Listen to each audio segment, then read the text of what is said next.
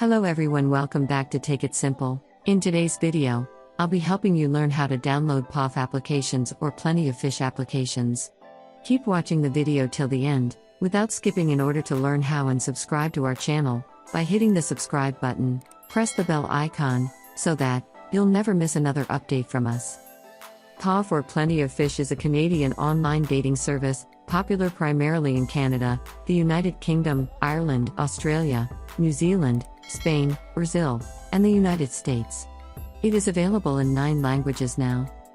In order to download POF on your device, go to your Play Store and search for Plenty of Fish applications.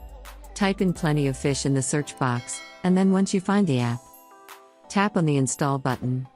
Wait until the download is finished. After the download is completed, you'll be able to tap open the POF application on your device. I hope you found the video useful. If you did, go ahead and give it a thumbs up. Feel free to comment down below in the comment box if you have a question or feedback. I'll be back soon with more tutorial episodes again. Thank you for watching.